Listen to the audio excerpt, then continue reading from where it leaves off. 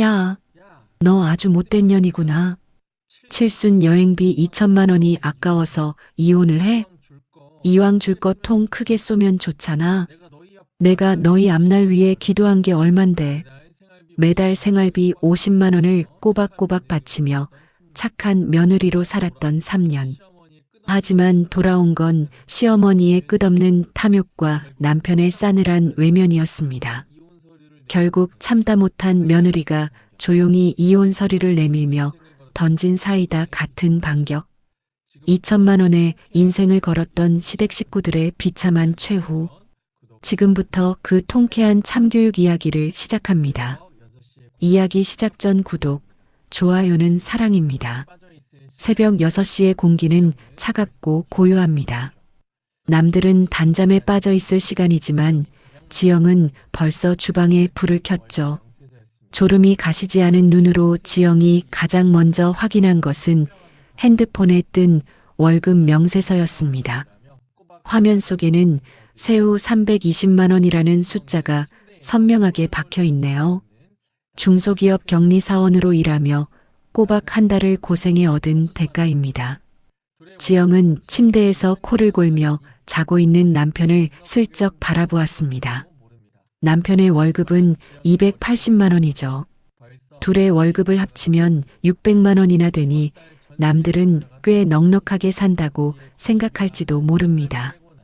하지만 지영의 머릿속 계산기는 벌써 바쁘게 돌아가기 시작합니다. 이번 달 전세 대출 이자가 또 올랐지? 거기에 관리비랑 기본 생활비 빼고 나면 지영의 한숨이 텅 빈 주방에 낮게 깔립니다. 가장 큰 덩어리는 역시 시어머니께 매달 드리는 생활비 50만 원이었습니다. 이 돈을 빼고 나면 저축은커녕 당장 한 달을 버티는 것도 아슬아슬하죠. 지영은 냉장고를 열어 어제 먹다 남은 반찬을 꺼냈습니다. 식비를 아끼기 위해 매일 아침 도시락을 싸는 것이 지영의 일상이 되었습니다. 여보, 벌써 일어났어? 남편이 부스스한 머리로 주방에 나타납니다.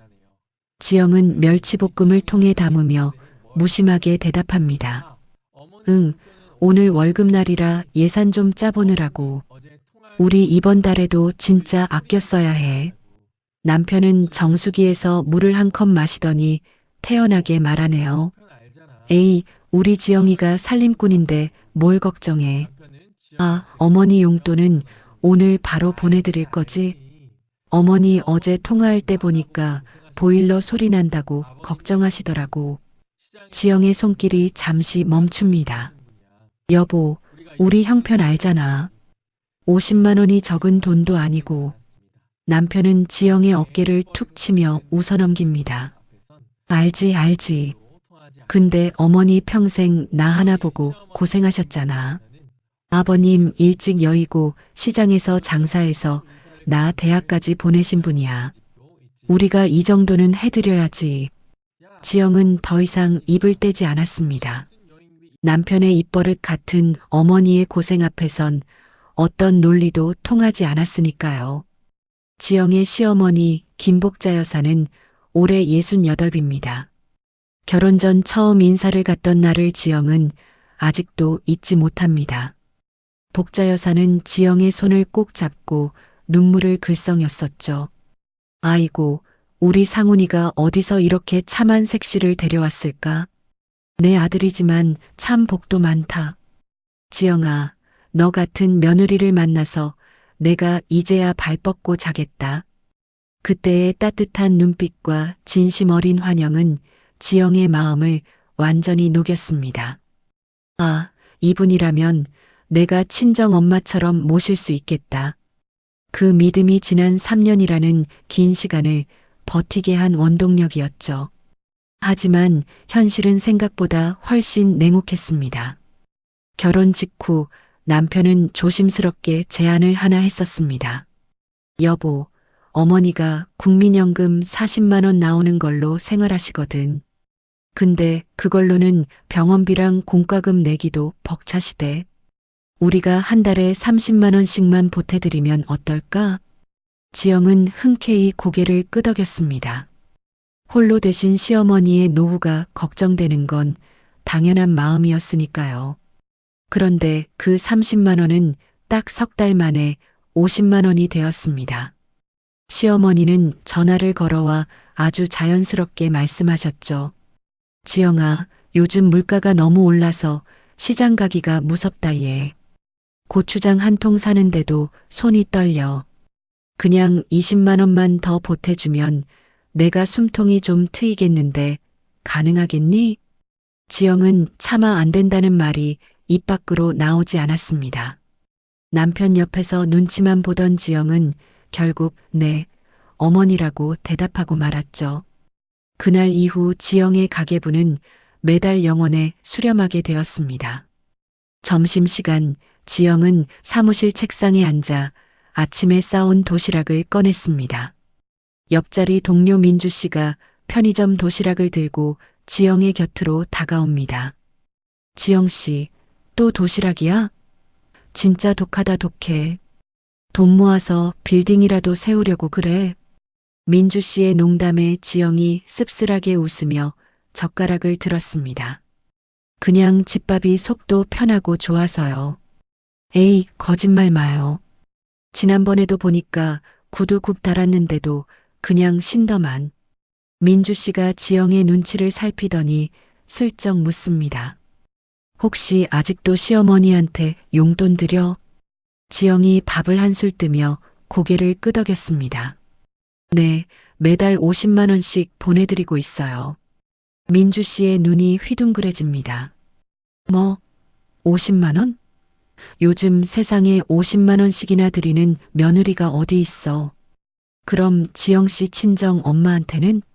지영은 순간 밥이 목에 걸린 듯 멈칫했습니다. 물기 어린 눈을 숨기려 고개를 푹 숙였죠. 친정엔 명절이나 생신 때만 조금 챙겨드려요. 보통 한 달에 10만 원 정도 보낼 때도 있고 못 보낼 때도 많고요. 민주 씨가 혀를 차며 말합니다. 야, 너 진짜 너무한다. 내 친정 엄마는 시장에서 힘들게 반찬 장사하시잖아. 남편은 어머니 고생한 것만 귀하고 너희 엄마 고생한 건 안 보인대? 민주 씨의 말이 가슴에 비수처럼 꽂힙니다. 지영의 엄마는 지금도 무릎이 부어오른 채 시장 골목에서 반찬을 팔고 계십니다.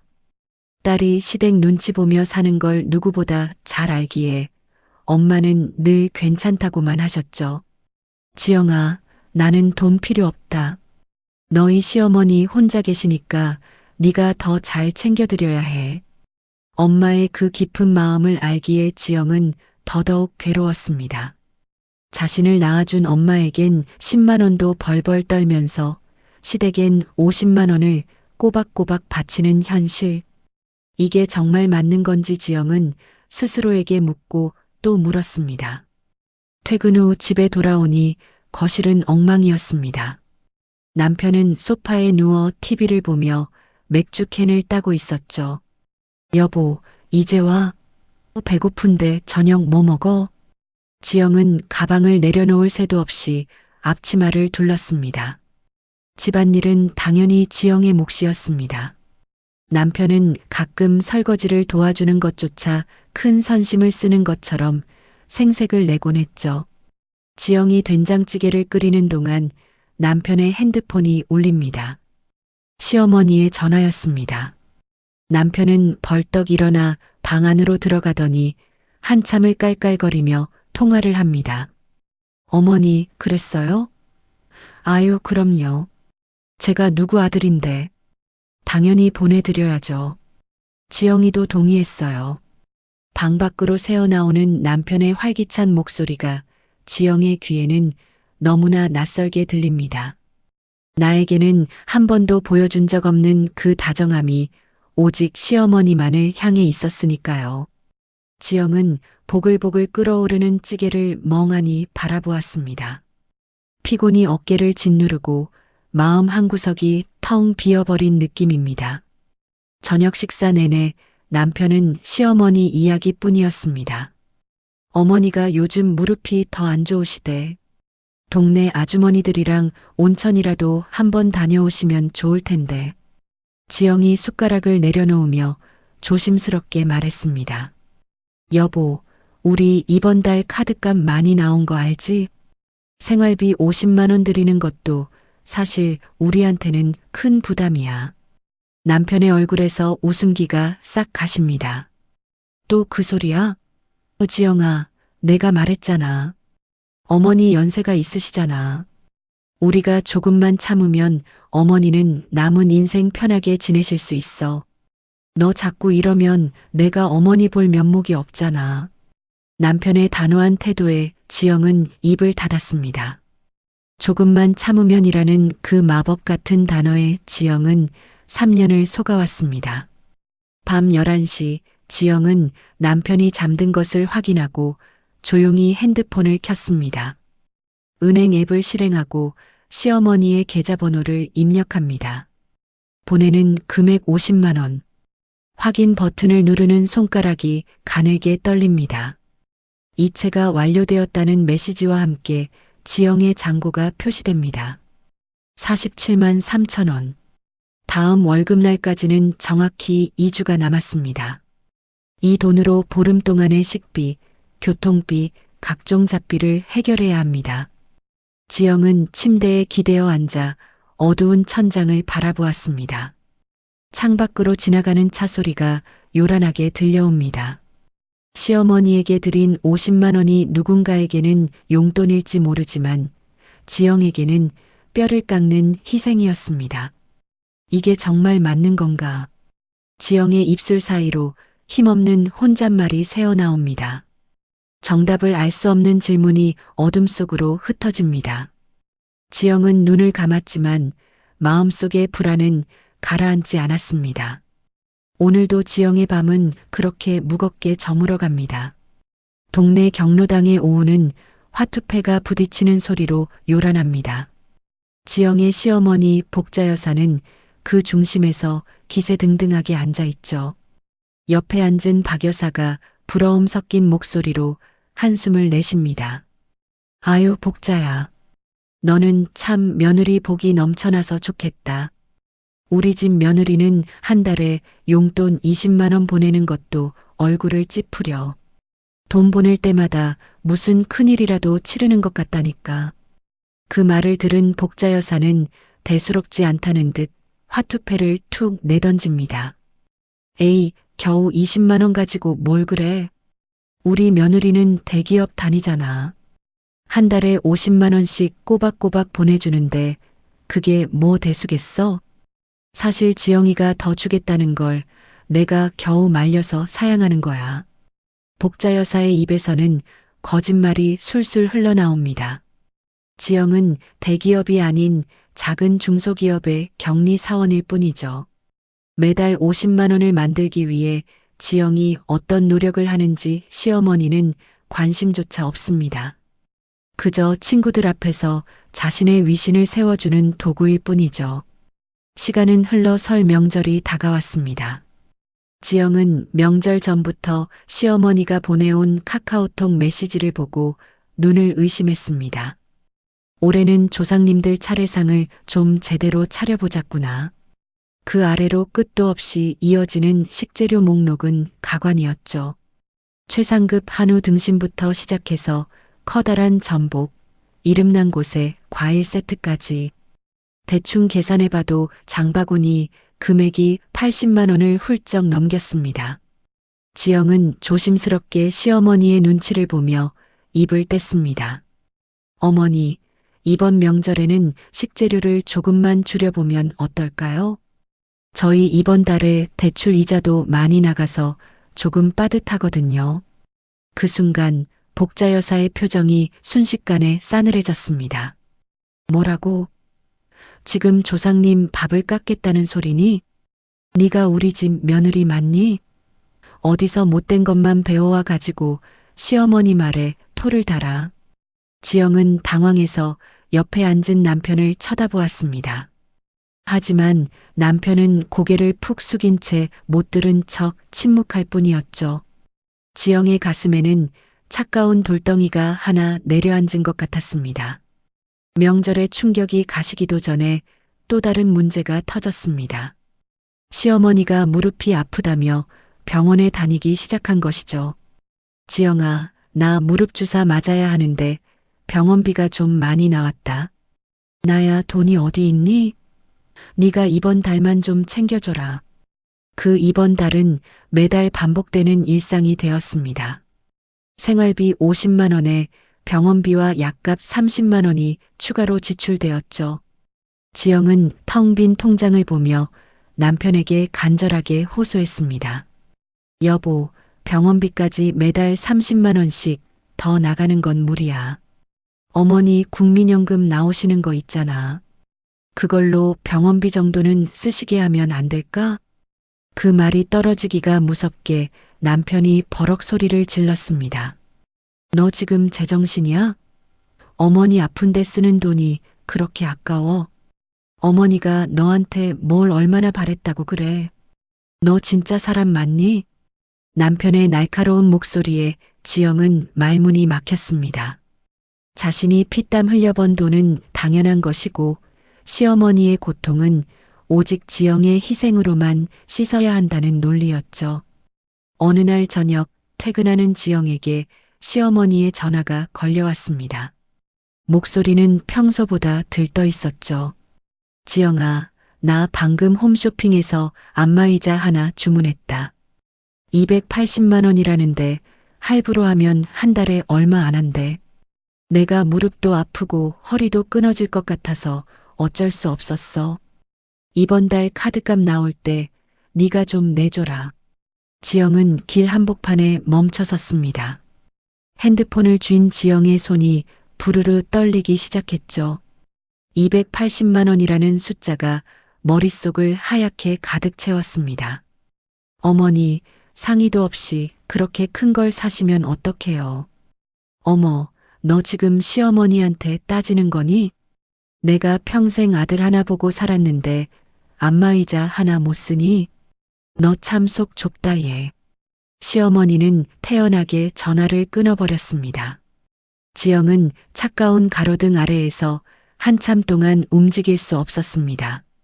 밤이 깊은 시간, 지영은 시장 골목에서 반찬 가게를 하는 친정 엄마에게 전화를 걸었습니다. 수화기 너머로 들려오는 엄마의 목소리는 몹시 피곤해 보였죠. 지영아, 이 시간에 웬일이니? 엄마, 요즘 장사는 괜찮아? 몸은 좀 어때? 응, 괜찮아. 엄마 걱정하지 마. 너는 밥 잘 먹고 다니니? 시어머니는 잘 계시고? 지영은 목 끝까지 차오르는 눈물을 겨우 삼켰습니다. 응, 나 잘 먹고 잘 지내. 어머니도 잘 계셔. 짧은 통화를 끝내고 지영은 침대에 엎드려 소리 없이 울었습니다. 친정 엄마의 칠순이 내년인데 지영의 수중에는 엄마를 위해 쓸 돈이 단돈 10만 원도 없었죠. 시댁에 쏟아붓는 돈의 절반만이라도 엄마에게 줄 수 있다면 얼마나 좋을까. 자괴감이 지영의 온몸을 갉아먹는 듯 했습니다. 시어머니의 통제는 금전적인 부분에만 머물지 않았습니다. 시도 때도 없이 날아오는 카카오톡 메시지는 지영의 숨을 조였죠.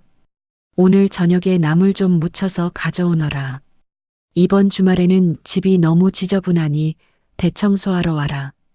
지영이 회사 업무가 바빠서 못 간다고 답장을 보내면 어김없이 남편에게 연락이 갔습니다. 남편은 퇴근하자마자 지영을 압박했죠. 여보, 어머니가 섭섭해 하시잖아. 주말에 잠깐만 들렀다 오면 되는데 왜 그렇게 예민하게 굴어? 어머니 혼자 계셔서 적적하신 거 뻔히 알면서. 결국 지영은 쉬어야 할 주말조차 시댁으로 출근해야 했습니다. 지영의 시간과 감정은 조금씩 시어머니의 소유가 되어가고 있었죠. 어느 날 밤 지영은 회사에서 야근을 하던 중 핸드폰 메모장을 열었습니다. 그리고 지난 3년간 시어머니에게 보낸 돈들을 하나하나 기록하기 시작했죠. 매달 입금한 생활비 50만 원. 명절마다 추가로 들어간 식재료비와 용돈. 시어머니의 병원비와 약값. 그리고 최근에 산 안마의자 할부금까지 엑셀 파일로 꼼꼼하게 정리되어 가는 숫자를 바라보는 지영의 눈이 차갑게 식어갔습니다. 기록된 총액은 지영의 예상을 훨씬 뛰어넘는 금액이었습니다. 지영은 이 파일을 조용히 저장하고 핸드폰을 덮었습니다.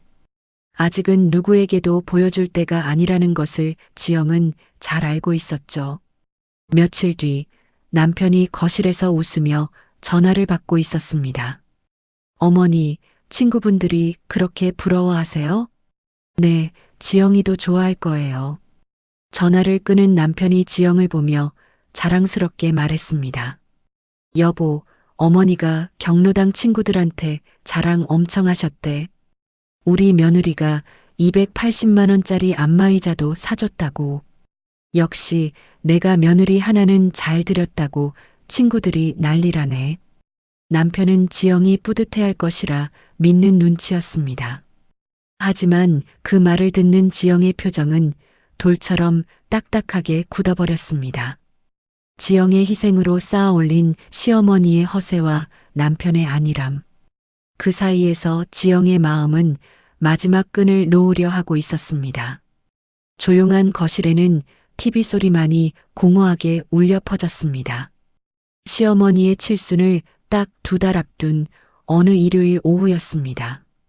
평소라면 집에서 밀린 잠을 보충했을 시간이었지만 시어머니는 가족회의를 할 게 있으니 무조건 다 모여라며 지영의 부부를 호출했죠.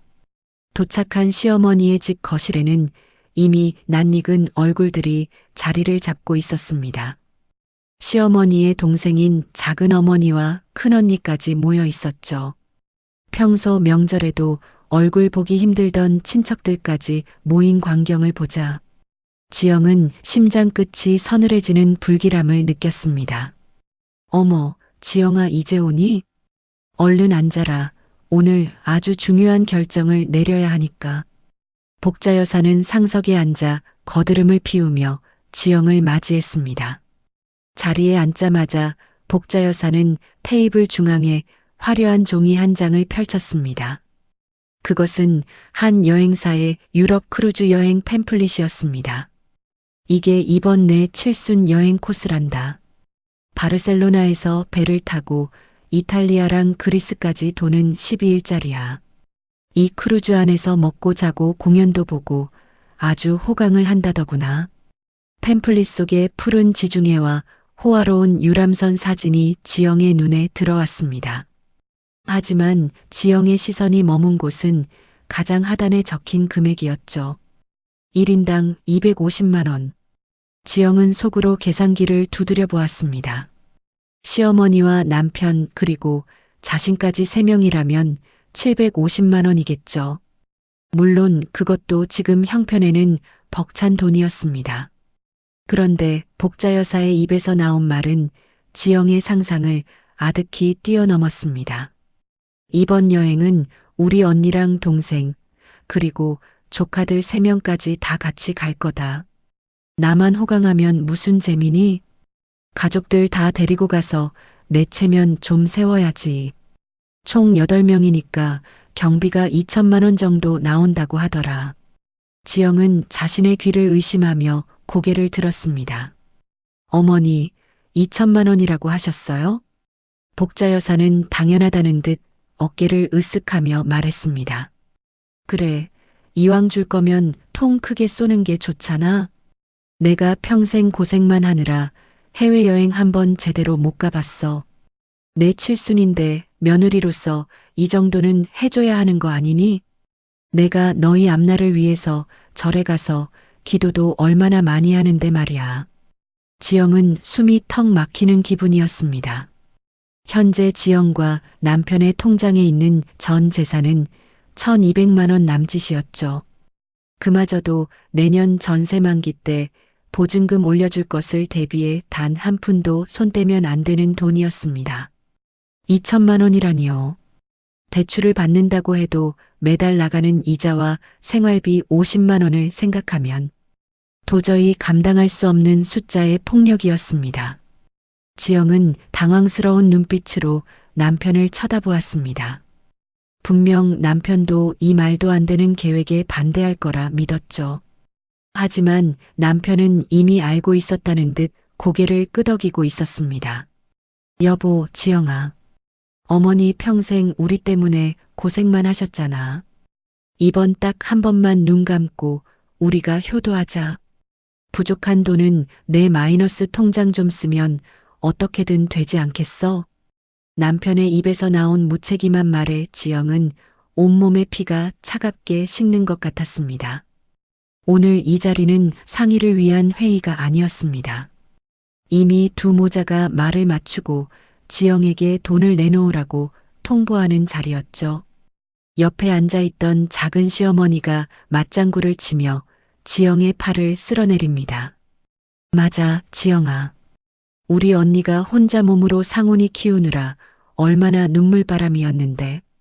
조카 며느리 되는 사람이 이 정도는 해드려야 도리지. 큰이모도 가세하며 한마디 거듭니다. 그래, 우리 복자가 젊어서 자식 뒷바라지 한다고 신발 한 켤레 제대로 못 샀어. 효도도 다 때가 있는 법이야. 나중에 돌아가시고 후회하면 무슨 소용이니? 지영은 사방에서 조여오는 압박감에 손바닥이 축축하게 젖어왔습니다. 이들은 지영을 한 명의 가족이 아니라 시어머니의 허세를 채워줄 현금 인출기로 보고 있었습니다. 지영은 떨리는 목소리를 가다듬고 조심스럽게 입을 열었습니다. 어머니, 정말 죄송한데 지금 저희 형편에 2천만 원은 무리입니다. 마이너스 통장까지 써서 여행을 가는 건 나중에 저희 살림이 너무 힘들어져요. 유럽 대신에 국내로 좀 더 좋은 곳을 찾아보면 어떨까요? 제주도나 강원도 쪽에 아주 좋은 호텔로 제가 모실게요.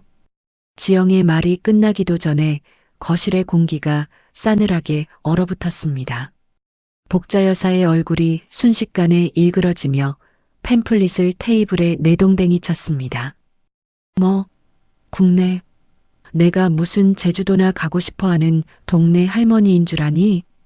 칠순이 내 인생에 2번 오니, 3번 오니? 옆집 방 여사는 며느리가 알아서 하와이 보내줬다는데 너는 시어머니가 가고 싶다고 말을 해야 겨우 국내 타령이야? 어디서 이렇게 못된 신보를 가졌어? 복자 여사의 고함이 거실을 울렸습니다. 지영은 수치심과 억울함에 입술을 깨물었죠. 남편은 지영의 편을 들기는커녕 지영의 팔을 잡아 끌며 소곤거렸습니다. 야, 여기서 이러지 마. 일단 알겠다고 하고 집에 가서 다시 이야기하자. 남편은 상황을 모면하려는 듯 지영을 억지로 일으켜 세웠습니다. 집으로 돌아오는 차 안에서도 침묵은 계속되었습니다. 지영은 창밖을 보며 흐르는 눈물을 닦아냈죠. 현관문을 열고 들어서자마자 남편은 짜증 섞인 투로 말을 내뱉었습니다. 너 아까 친척들 다 있는데 꼭 그렇게 찬물을 끼얹어야 했어? 어머니 체면이 뭐가 돼? 2천만 원 우리가 대출 좀 알아보고 하면 만들 수 있잖아. 지영이 기가 막혀 남편을 쏘아보았습니다. 여보, 당신 제정신이야? 우리 지금 전세 대출 이자만 한 달에 얼마 나가는지 몰라. 거기에 당신 어머니 생활비 50만 원씩 드리는 것 때문에 저축도 못하고 있어. 그런데 2천만 원을 빌리자고? 그 빚은 누가 갚는데? 당신이 투잡이라도 뛸 거야? 남편은 대답 대신 담배를 찾아 베란다로 나가버렸습니다. 그날 밤 지영은 어둠 속에서 홀로 거실 소파에 앉아 있었습니다. 시어머니가 보낸 카카오톡 메시지가 핸드폰 화면을 가득 채우고 있었죠. 여행사 연락처 보낸다. 효도는 돈으로 하는 거다. 말로만 하지 말고. 지영은 더 이상 참을 수 없다는 것을 깨달았습니다. 지영은 핸드폰을 물끄러미 바라보았습니다. 그리고 처음으로 시어머니와의 통화를 녹음하기로 결심하며 버튼을 눌렀죠. 손끝이 차갑게 떨려왔지만 지영의 눈빛만큼은 어느 때보다 단호했습니다. 지영은 안방으로 들어가 침대에 몸을 뉘었습니다. 옆에서는 남편이 아무런 고민도 없다는 듯 코를 골며 깊은 잠에 빠져 있었죠. 그 소리가 마치 지영의 심장을 긁어대는 소음처럼 들렸습니다. 지영은 조용히 핸드폰을 꺼내 검색창을 열었습니다. 그리고 떨리는 손가락으로 한 글자씩 입력하기 시작했죠. 협의 이혼 절차. 화면에 뜬 차가운 법률 용어들이 지영의 눈동자에 박혔습니다. 3년간의 헌신이 무너져 내리는 소리가 고요한 밤의 정적을 깨뜨리고 있었습니다. 지영은 화면을 끄지 못한 채 밤이 새도록 천장만을 바라보았습니다. 어둠 속에 홀로 남겨진 지영의 눈에서 차가운 눈물 한 방울이 베갯니들 적셨습니다. 점심시간의 도심은 활기가 넘치지만 지영의 발걸음은 무겁기만 합니다. 지영이 도착한 곳은 회사 근처의 법률 상담센터였습니다. 무료 상담이라는 글자를 보고 들어선 사무실 안은 차갑고 정적이 흘렀죠. 지영은 변호사 앞에 앉아 떨리는 손으로 가방에서 수첩을 꺼냈습니다. 협의 이혼을 하려면 어떤 절차를 밟아야 하나요? 그리고 현재 살고 있는 집이 제 명의로 된 전세 대출인데 이혼할 때 재산 분할은 어떻게 이루어지는지도 궁금합니다. 지영은 변호사의 답변을 하나라도 놓칠세라 꼼꼼하게 메모했습니다. 한참을 듣던 변호사가 안경을 고쳤으며 지영에게 물었습니다. 혹시 가정 내에서 폭언이나 가정폭력이 있었나요? 아니면 경제적 학대에 해당하는 사안이 있으신가요? 지영은 순간 펜을 멈추고 멍하니 변호사를 바라보았습니다. 경제적 학대요? 그게 저한테도 해당되는 말인가요? 변호사는 담담한 목소리로 설명을 이어갔습니다. 배우자나 시댁에서 본인의 의사에 반해 무리한 금전적 요구를 지속하거나 생활비를 독점하고 상대방을 경제적으로 압박하는 행위도 포함됩니다. 설명을 듣는 지영의 눈동자가 크게 흔들렸습니다. 지난 3년 동안 당연하다고 생각하며 감내해온 일들이 학대일 수도 있다는 사실. 지영은 가슴 한구석이 서늘해지는 것을 느끼며 고개를 떨구었습니다. 그날 이후 지영의 일상은 시어머니 복자 여사의 폭격으로 가득 찼습니다. 일주일이라는 시간은 지영에게 지옥과도 같았죠. 월요일 아침부터 복자 여사의 전화가 울려 퍼졌습니다. 지영아, 여행사에서 연락 왔는데 예약하려면 보증금을 내야 한다더라. 이번 주 안으로 500만 원만 먼저 보내줘라. 지영이 대답을 피하자 화요일에는 비교 대상이 등장했습니다. 내 친구 박 여사 며느리는 이번 칠순에 시어머니 하와이 보내드렸다더라. 너는 대기업 다니면서 그것도 하나 못하니? 내가 며느리 하나는 잘못 드렸나 보다. 수요일에는 남편이 퇴근하자마자 지영을 거세게 몰아붙였습니다. 여보, 어머니가 며칠째 밥도 못 드시고 계신데 네가 돈 가지고 자꾸 스트레스를 주니까 그러시잖아. 사람이 어떻게 그렇게 야박하게 굴어? 목요일에는 복자 여사의 목소리가 한층 더 처량해졌습니다. 내가 아파서 죽으면 그때 후회할 거니? 나 살아있을 때 잘해라. 나중에 제사상 잘 차려봐야 소용없다. 그리고 금요일 사건은 기어코 터지고야 말았습니다. 퇴근을 위해 회사 로비로 내려온 지영은 쏘스라치게 놀랐습니다. 로비 한가운데 복자 여사가 버티고 서 있었기 때문이죠. 동료들이 호기심 어린 눈으로 쳐다보는 가운데 복자 여사가 큰 소리로 외쳤습니다. 지영아, 너 왜 전화를 안 받아? 시어머니가 오죽하면 여기까지 찾아오게 만드니? 순간 지영의 얼굴이 화끈거리고 굴욕감이 파도처럼 밀려왔습니다.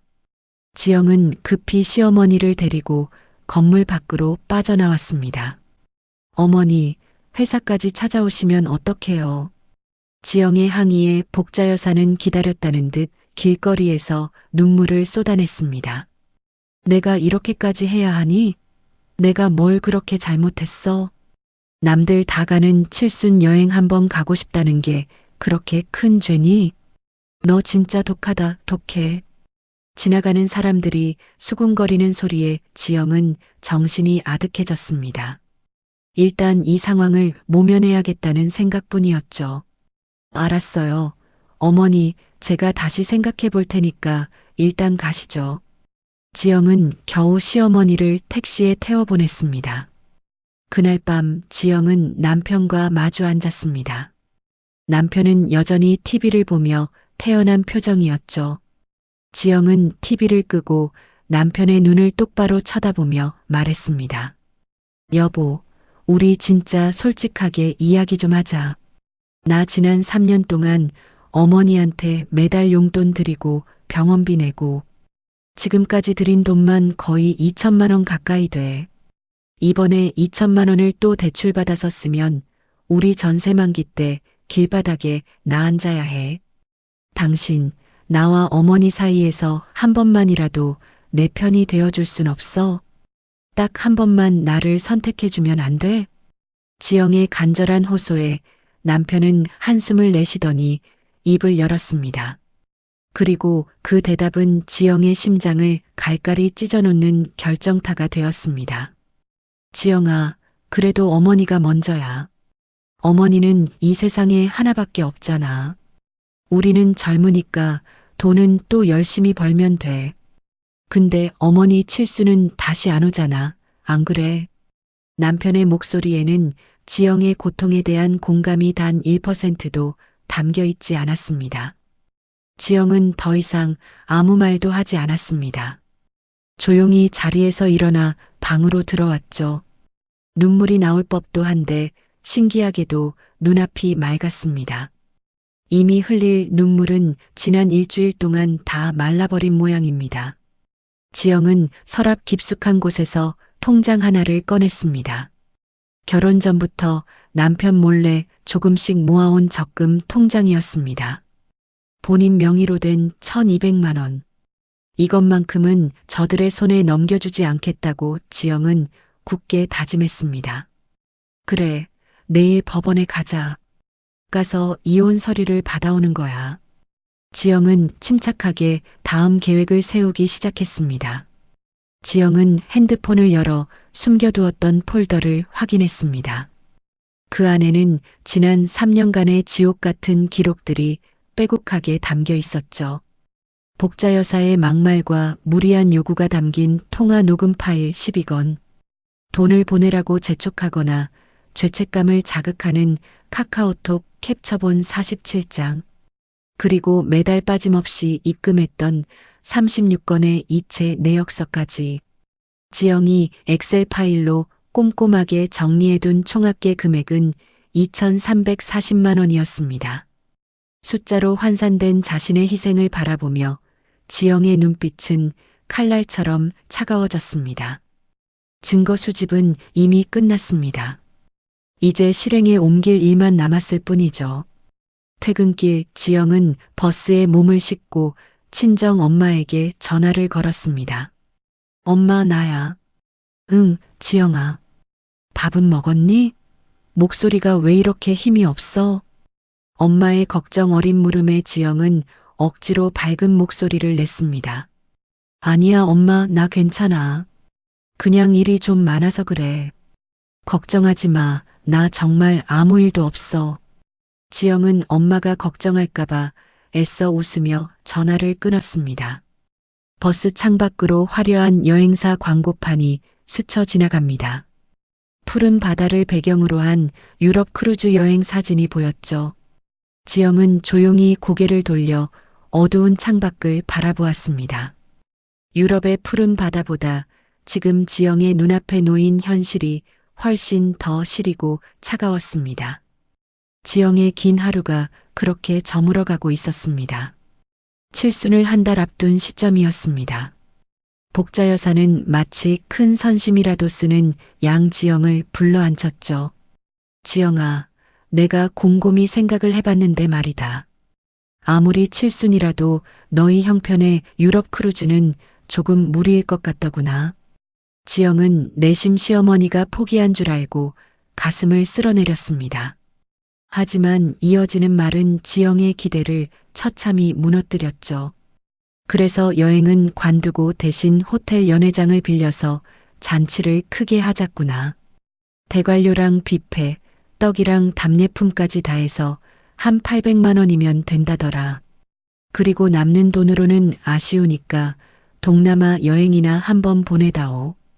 비행기 값에서 한 500만 원만 더 보태면 되겠지?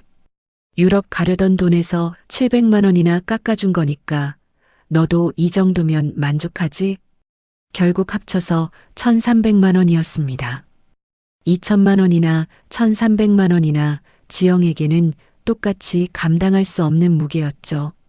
복자 여사는 이것을 양보라고 부르며 지영의 대답을 강요했습니다. 잔치 계획을 최종적으로 확정하기 위해 다시 가족 모임이 열렸습니다. 장소는 시어머니 복자 여사의 집 거실이었죠. 그런데 이번에는 못 보던 얼굴이 하나 더 있었습니다.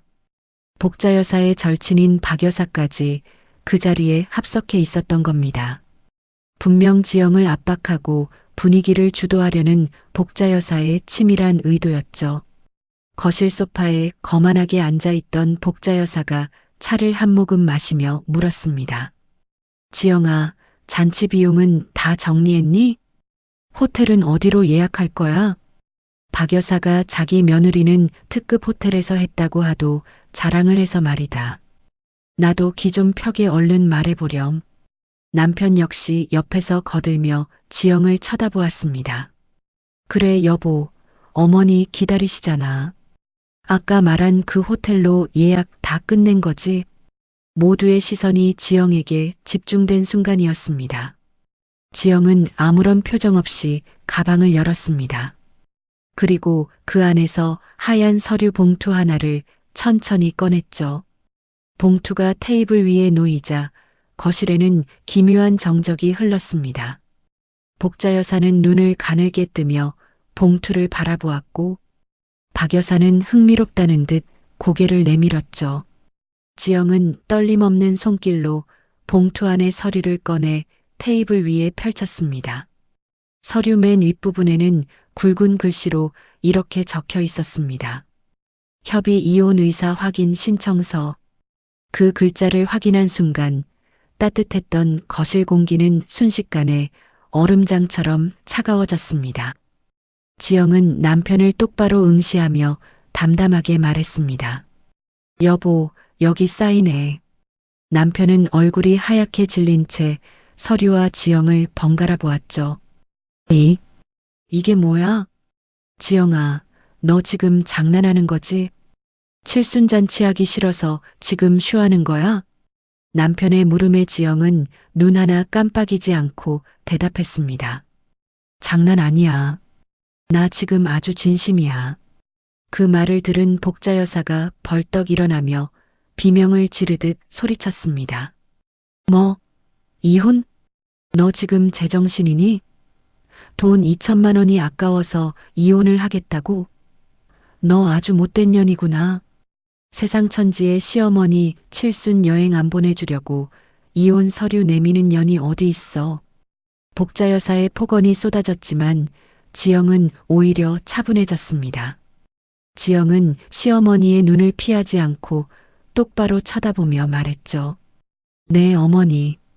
저 아주 못된 년 할게요. 지난 3년 동안 착한 며느리 노릇하느라 제가 제 속을 얼마나 썩였는지 어머니는 모르시죠? 지영은 핸드폰을 꺼내 미리 준비해둔 엑셀 파일을 열어 테이블 중앙에 놓았습니다. 보세요, 어머니. 이게 제가 지난 3년 동안 이 집에 쏟아부은 돈들의 기록이에요. 지영은 차분한 목소리로 항목을 하나하나 읊기 시작했습니다. 매달 들인 생활비 50만 원씩 36개월, 총 1,800만 원입니다. 명절 때마다 들인 추가 비용이 320만 원이고요. 어머니 무릎 아프다고 하실 때마다 낸 병원비가 180만 원입니다. 저기 앉아 계신 안마의자, 제가 280만 원 할부로 다 갚아드렸죠. 기타 잡비까지 합치면 제가 3년 동안 어머니께 드린 돈만 2,340만 원이에요. 박 여사는 예상치 못한 구체적인 액수에 당황하며 입을 다물었습니다. 지영의 목소리는 갈수록 단단해졌죠. 어머니, 저는 3년간 2,340만 원을 드렸어요. 이 돈이면 어머니가 노래를 부르시던 유럽 크루즈 여행, 혼자서 2번은 다녀오셨을 돈이에요. 그런데 어머니는 그동안 저한테 단 한 번이라도 고맙다고 하신 적 있으세요? 오히려 당연하다는 듯이 더 내놓으라고만 하셨죠. 복자 여사는 얼굴이 불그락푸르락해지며 삿대질을 했습니다. 내가 내 시어머니인데 그게 당연한 거 아니야? 아들 키워준 공이 있는데 며느리가 그 정도 하는 게 뭐가 대수라고. 지영은 헛웃음을 지으며 대꾸했습니다. 당연하다고요? 어머니, 법적으로 며느리는 시부모를 부양할 의무가 없습니다. 이건 제가 어머니를 향한 마음으로 그리고 우리 가정을 지키고 싶어서 드린 선물이었어요. 그런데 어머니는 제 그 마음을 당연한 권리처럼 짓밟으셨죠. 상우는 패닉 상태에 빠져 지영의 손을 덥석 잡았습니다. 여보 일단 진정해. 사람들 다 보고 있는데 이게 뭐 하는 짓이야. 일단 이거 치우고 우리 집에 가서 다시 이야기하자. 응? 남편은 이 상황만 모면하면 예전처럼 지영을 달랠 수 있을 거라 생각하는 모양이었습니다. 하지만 지영은 차갑게 남편의 손을 뿌리쳤습니다. 우리 집이라고 했어? 당신 그 집이 누구 명의인지 잊었나 본데. 전세 대출금 2억, 그거 내 신용으로 받은 내 명의야. 내가 나가는 게 아니라 당신이 짐 싸서 나가야 하는 거라고. 이 집에서 당신 어머니랑 당신이 누렸던 안락함, 이제 다 끝이야. 남편은 벼락이라도 맞은 듯 멍한 표정으로 굳어버렸습니다. 상황이 심상치 않게 돌아가자 박 여사는 눈치를 보며 슬금슬금 자리에서 일어났죠. 아이고, 내가 여기 있을 자리가 아니네. 복자야, 나 이만 가볼게. 가장 친한 친구 앞에서 며느리에게 이혼 선언을 당한 복자 여사의 체면은 완전히 구겨졌습니다. 박 여사가 도망치듯 나가자 복자 여사는 바닥에 주저앉아 통곡하기 시작했죠. 아이고, 내 팔자야. 며느리 하나 잘못 들여서 내 집안이 풍비박산 나는구나. 지영은 울부짖는 시어머니를 차가운 눈으로 내려다보았습니다. 그리고 테이블 위에 이혼 서류를 톡톡 건드렸죠. 일주일 드릴게요. 사인하든 안 하든 저는 상관없어요. 안 하시면 소송으로 갈 거고 그때는 이 엑셀 파일이 아주 좋은 증거가 될 테니까요. 저는 오늘부터 당신들과 남남입니다. 지영은 뒤도 돌아보지 않고 가방을 챙겨 일어섰습니다. 문을 열고 나가는 지영의 뒷모습에는 어떤 망설임도 없었죠. 등 뒤에서 복자 여사의 처절한 울음소리와 남편의 당황한 외침이 들려왔지만 지영은 멈추지 않고 어둠 속으로 당당하게 걸어나갔습니다. 3년간의 지옥 같았던 며느리 연기가 드디어 막을 내리는 순간이었습니다. 폭풍우가 몰아친 다음 날 아침이 밝았습니다. 지영은 평소보다 조금 일찍 일어나 정성스럽게 화장을 하고 옷 매무새를 가다듬었죠. 어제의 소동이 마치 꿈이었던 것처럼 지영의 일상은 너무나 차분하고 평온했습니다. 하지만 지영과는 반대로 시어머니 복자 여사와 남편의 세계는 완전히 뒤집어져 있었습니다. 지영이 출근을 준비하는 동안에도 핸드폰은 쉴 새 없이 진동하며 비명을 질러댔죠. 시어머니는 지영이 전화를 받지 않자 이제는 전략을 바꿔 지영의 친정엄마에게 전화를 걸기 시작했습니다. 사돈, 지금 이게 도대체 무슨 일입니까? 어떻게 딸 교육을 시켰길래 시어머니 칠순을 앞둔 며느리가 이혼 서류를 내밀어요? 돈 2천만 원이 아까워서 시댁을 풍비박산 내겠다는 게 말이 됩니까? 당장 지영이 데려다가 정신 차리게 하세요. 이런 배은망덕한 짓을 두고 보면 내가 가만히 안 있을 겁니다. 시장 한복판에서 반찬을 팔던 지영의 엄마는 난데없는 불호령에 심장이 덜컥 내려앉았습니다. 평소에도 딸이 시댁 눈치를 본다는 건 알고 있었지만 이혼이라는 말은 상상도 못했기 때문이죠. 엄마는 떨리는 손으로 지영에게 전화를 걸었습니다. 지영아, 무슨 일이니? 방금 시어머니한테 전화가 왔는데. 엄마의 떨리는 목소리를 듣는 순간 지영의 눈시울이 뜨거워졌습니다. 지영은 화장실 문을 걸어 잠그고 3년 동안 가슴에 묻어두었던 이야기를 하나둘 쏟아내기 시작했습니다. 엄마, 사실 나 지난 3년 동안 매달 50만 원씩 어머니한테 용돈 드렸어. 내 월급에서 꼬박꼬박 단 한 달도 안 빼놓고. 그런데 어머니는 그게 당연한 줄 아셔. 이번엔 유럽 크루즈 여행 가겠다고 2천만 원을 내놓으라는데 남편은 대출이라도 받으래. 엄마, 나 엄마 칠순 때 10만 원도 눈치 보느라 제대로 못 보내줬잖아. 나 그게 너무 죄송해서, 내 자신이 너무 미워서 더는 못 버티겠어. 수화기 너머로 엄마의 억눌린 울음소리가 들려왔습니다. 이 바보 같은 것, 왜 그걸 이제야 말해? 엄마는 네가 시댁에서 이쁨 받고 행복하게만 사는 줄 알았는데 내 딸이 그렇게 속이 문드러지는 줄도 모르고. 지영은 엄마의 울음 섞인 목소리에 이를 악물었습니다. 자신의 희생이 결코 가족을 위한 것이 아니었음을 다시 한번 뼈저리게 느꼈죠. 퇴근 후 집으로 돌아오자 현관문 앞에서 남편이 서성이고 있었습니다. 지영이 도어락을 열자 남편은 기다렸다는 듯 집 안으로 밀고 들어왔습니다. 남편의 얼굴은 엉망이었습니다. 지영아, 너 정말 이럴 거야? 어제 어머니가 집에서 쓰러질 뻔하셨어. 너는 사람이 어떻게 그렇게 매몰차니? 어머니 칠순인데 좀 좋게 넘어가면 안 돼? 지영은 가방을 내려놓으며 차가운 표정으로 남편을 바라보았습니다. 어머니가 쓰러질 것 같으면 당신이 옆에서 잘 보살펴드려. 앞으로 당신 월급으로 생활비 50만 원도 꼬박꼬박 드리고. 남편은 당황한 듯 말을 더듬었습니다. 내 월급으로 그걸 어떻게 다 해? 내 월급 280만 원에서 대출 이자 내고 내 용돈 빼고 나면 남는 게 없는데. 너는 그래도 나보다 돈도 더 벌고 여유가 있잖아. 지영은 헛웃음을 지으며 남편에게 다가갔습니다. 여보, 바로 그거야. 당신 혼자서는 감당이 안 되는 그 무게를 당신은 3년 동안 나한테만 떠넘겼던 거야.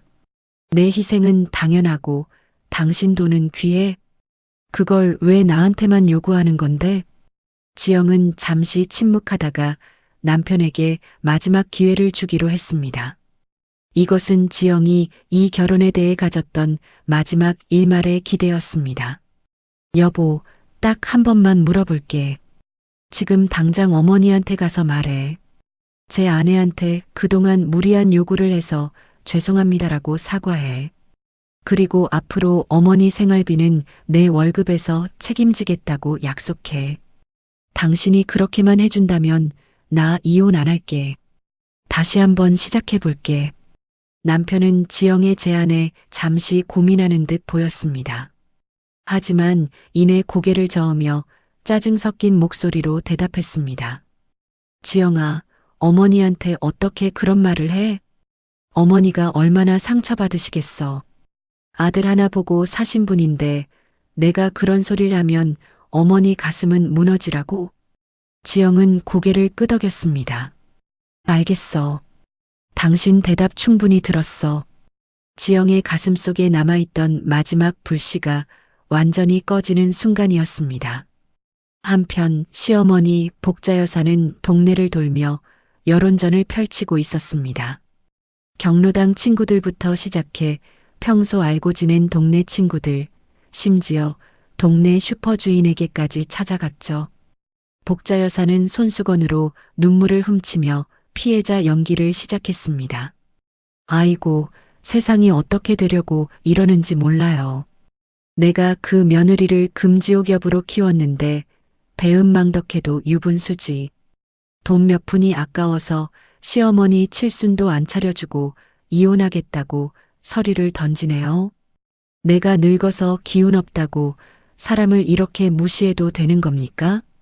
시어머니의 하소연을 들은 동네 사람들은 지영을 향해 혀를 찼습니다. 요즘 젊은 사람들은 참 무서워. 아무리 그래도 시어머니 칠순인데 너무했네. 시어머니의 거짓말은 눈덩이처럼 불어나 지영을 악랄한 며느리로 만들고 있었습니다. 하지만 모든 사람이 시어머니의 말에 속은 것은 아니었습니다.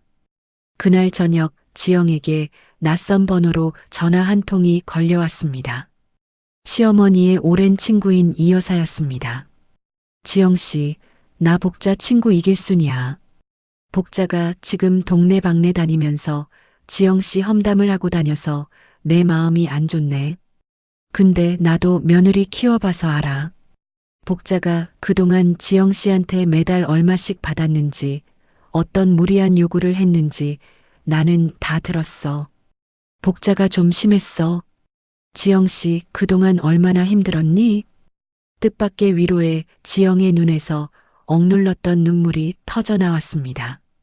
시어머니의 최측근조차 지영의 고통을 알고 있었다는 사실이 지영에게는 큰 구원이었습니다. 지영은 울먹이는 목소리로 감사의 인사를 전했습니다. 밤이 깊어지자 지영은 거실 테이블에 홀로 앉았습니다. 테이블 위에는 여전히 남편의 서명란이 비어있는 이혼 서류가 놓여 있었죠. 지영은 조용히 펜을 들었습니다. 그리고 자신의 이름 옆에 앉아 또렷하게 서명을 남겼습니다. 서류를 내려다보는 지영의 눈빛은 더 이상 흔들리지 않았습니다. 누가 뭐래도 상관없어. 이제는 남의 편이 아니라 진짜 내 편이 되기로 했으니까. 지영의 나지막한 독백이 차가운 공기를 가르며 고요하게 울려 퍼졌습니다. 지영은 서류를 봉투에 담으며 스스로에게 약속했습니다. 다시는 누군가의 호의를 당연하게 여기는 사람들에게 자신의 인생을 맡기지 않겠다고 말이죠. 지영의 새로운 시작을 알리는 밤이 그렇게 깊어가고 있었습니다.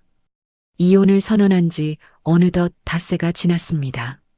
시어머니 복자 여사는 여전히 온 동네를 안방처럼 드나들며 피해자 행세를 멈추지 않았죠. 아이고, 내 팔자야. 며느리한테 돈 몇 푼 때문에 쫓겨나게 생겼어.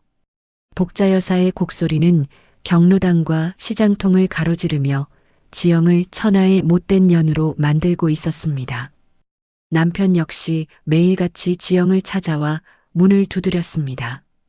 여보, 제발 문 좀 열어봐.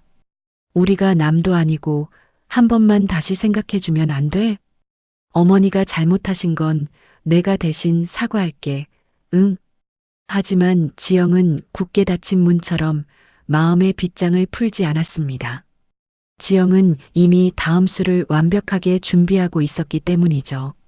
지영은 며칠 전 자신에게 위로의 전화를 건넸던 시어머니의 친구 이 여사에게 연락을 했습니다.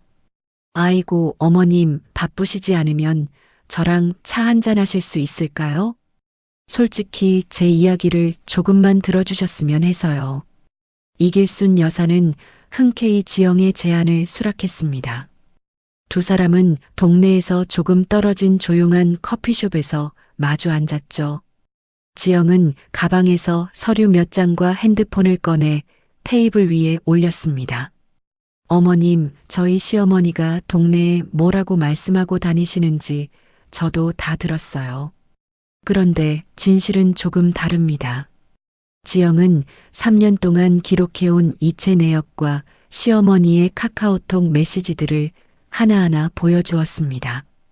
복자 여사가 보낸 돈 더 보내라, 독하다는 식의 폭언이 담긴 캡처본들이 이 여사의 눈앞에 펼쳐졌죠. 여기에 280만 원짜리 안마의자를 지영이 대신 갚아온 영수증까지 더해졌습니다. 서류를 훑어보던 이 여사의 표정이 점점 딱딱하게 굳어갔습니다. 복자가 정말 이 정도였어? 나한테는 매달 생활비로 겨우 20만 원밖에 안 준다고 매일 투덜댔는데 며느리가 돈 아까워서 벌벌 떤다고 동네방네 욕을 하고 다녔단 말이야. 지영이 씁쓸한 미소를 지으며 대답했습니다. 20만 원이요? 네 어머님, 여기 이체 내역 보세요. 3년 동안 단 한 번도 빼놓지 않고 매달 50만 원씩 입금했어요. 거기에 병원비랑 명절 비용은 따로 다 챙겨드렸고요. 이 여사가 깊은 한숨을 내쉬며 고개를 저었습니다. 세상에 50만 원이나 꼬박꼬박 받았으면서 지영 씨 정말 속상했겠다. 이건 명백히 복자가 잘못한 거야. 사람의 도리가 있는데 어떻게 이렇게 거짓말을 하고 다녀. 이 여사는 본래 불의를 보면 참지 못하는 대장부 같은 성격이었습니다. 지영과 헤어지고 집으로 돌아가는 길, 이 여사는 참아왔던 분노를 행동으로 옮겼죠. 그녀는 시어머니와 경로당 친구들이 모두 모여있는 단톡방을 열었습니다. 그리고 조심스럽지만 단호하게 메시지를 입력하기 시작했습니다. 여러분, 내가 며느리 쪽 이야기도 좀 들어봤는데 사실이 많이 다르네요. 3년 동안 받은 돈만 계산해도 2천만 원이 훨씬 넘는다는데 이게 사실인가요? 받을 거 다 받고도 칠순이라고 유럽 크루즈 여행까지 더 달라고 고집을 피웠다니. 순식간에 단톡방에는 불이 붙었습니다. 조용하던 경로당 친구들이 하나둘씩 입을 열기 시작했죠. 가장 먼저 반응한 건 박 여사였습니다. 뭐라고? 50만 원? 동네 사람들 앞에서 며느리 흉이란 흉은 다 보더니 그게 다 거짓말이었어? 옆에 있던 김 여사도 가세했습니다. 2천만 원 넘게 받아 챙기고도 유럽 여행을 더 달라고 했다고? 복자야, 그건 진짜 사람이 할 짓이 아니다. 우리는 그것도 모르고 내 편만 들었네. 당황한 복자 여사가 단톡방에서 해명을 하려 애썼습니다. 아니, 그게 아니고 며느리가 대기업 다녀서 그 정도는 껌값이라. 하지만 변명을 하면 할수록 거짓말의 구멍은 더 크게 벌어질 뿐이었죠. 시어머니가 쌓아온 허세의 성벽이 무너지는 건 순식간이었습니다. 이 여사가 알게 된 진실은 경로당을 넘어 동네 전체로 퍼져나갔습니다. 며느리가 대기업 다닌다고 자랑하더니 실은 중소기업 격리라며 박봉 쪽에서 시어머니 용돈 50만 원이나 줬는데 그걸 20만 원이라고 속이고 다녔대. 칠순 잔치 안 해준다고 난리치더니 며느리가 800만 원짜리 호텔 잔치 제안한 건 쏙 빼놓았더라. 유럽 크루즈 아니면 안 간다고 떼쓰다가 이 사달이 난 거라는데 정말 무섭다 무서워. 동네 사람들의 수군거림은 이제 시어머니를 향한 비난으로 바뀌어 있었습니다. 자신의 품위를 위해 했던 거짓말들이 이제는 시어머니의 목을 조르는 올가미가 된 것이죠. 격분한 시어머니 복자 여사가 이 여사에게 전화를 걸어 고함을 쳤습니다. 네가 왜 남의 집안일에 끼어들어서 이 난리를 만들어. 친구라면서 어떻게 나한테 이럴 수가 있어? 하지만 이 여사는 눈 하나 깜짝하지 않고 단호하게 맞받아쳤습니다. 복자야, 네가 먼저 동네방네 다니면서 내 이야기만 떠들고 다녔잖아. 네가 한 말 때문에 멀쩡한 며느리가 동네 망신을 다 당하고 있는데 내가 어떻게 가만히 있니? 내 이야기만 진실이고 며느리 입은 막을 수 있다고 생각한 거야? 너 진짜 반성 좀 해라. 부끄러운 줄 알아야지. 이 여사는 차갑게 전화를 끊어버렸습니다. 시어머니는 평생을 함께해온 가장 친한 친구마저 잃게 되었습니다. 그 무렵 남편 상훈도 현실을 자각하기 시작했습니다. 회사 동료들과 저녁을 먹던 자리에서 남편이 넌지시 이혼 고민을 털어놓았죠. 와이프가 이혼하자고 서류를 던졌어. 어머니 칠순 여행비 좀 해달라고 했다고 저러는데 내가 어떻게 해야 할지 모르겠다. 남편의 기대와는 달리 이야기를 들은 동료의 표정은 경악으로 물들었습니다. 야, 내 아내가 시어머니한테 매달 50만 원씩 드렸다고? 그걸 3년 동안 한 달도 안 빼놓고? 요즘 세상에 그런 아내가 어디 있냐? 그런 귀한 사람을 고마운 줄도 모르고 여행비 대출 받으라고 압박을 해? 너 진짜 제정신이 아니구나. 내가 아내였어도 이혼 서류 던졌다. 동료의 날카로운 일침에 남편은 뒤통수를 엇맞은 듯 멍해졌습니다. 자신이 당연하게 여겼던 아내의 헌신이 사실은 기적 같은 일이었다는 것을 남편은 처음으로 깨닫기 시작했죠. 하지만 여전히 마음 한편에서는 그래도 우리 어머니가 라는 생각을 버리지 못하고 있었습니다. 지영은 이제 감정에 휘둘리지 않았습니다. 지영은 회사에서 법률 상담 변호사에게 최종 이메일을 보냈습니다. 협의 이혼이 원만하게 진행되지 않을 경우를 대비해 재판 이혼으로 즉시 전환할 준비를 마쳤죠. 그동안 모아온 모든 증거 자료를 첨부하고 전세 대출명의 관련 서류도 완벽하게 정리했습니다. 이제 제가 할 수 있는 준비는 다 끝났네요. 지영은 전송 버튼을 누르며 차분하게 혼잣말을 내뱉었습니다. 해질녘 시어머니 복자 여사는 텅 빈 경로당에 혼자 앉아 있었습니다. 오늘따라 화투 모임에 오라는 전화도 반겨주는 사람도 아무도 없었습니다.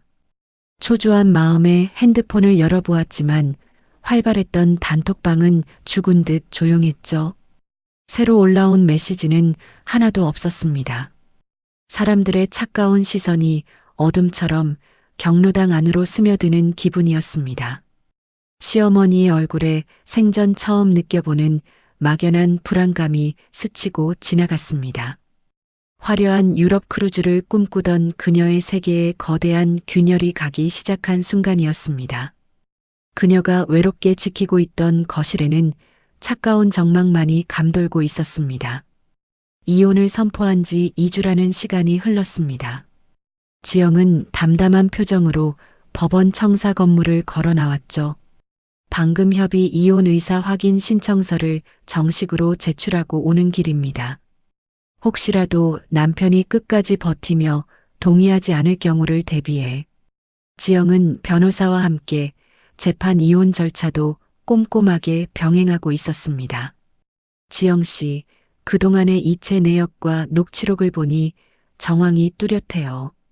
본인의 소득을 가로채다시피 하고 무리한 요구를 지속한 것은 경제적 학대로 인정될 가능성이 아주 높습니다. 변호사의 그 한마디는 지영에게 큰 위로가 되었습니다. 자신이 겪은 3년의 세월이 그저 며느리의 도리가 아니라 명백한 잘못이자 고통이었다는 사실을 법적으로 확인받는 기분이었으니까요. 지영은 법원을 나오자마자 핸드폰을 꺼내 시어머니 복자 여사에게 문자를 보냈습니다. 그것은 지난 3년간 이어온 질긴 인연의 끈을 자르는 마지막 통보였습니다. 어머니, 이번 달부터 생활비 입금을 중단합니다. 법적으로 며느리에게 시부모 부양 의무는 없으며 이후 생활비 문제는 아드님과 상의해 주세요.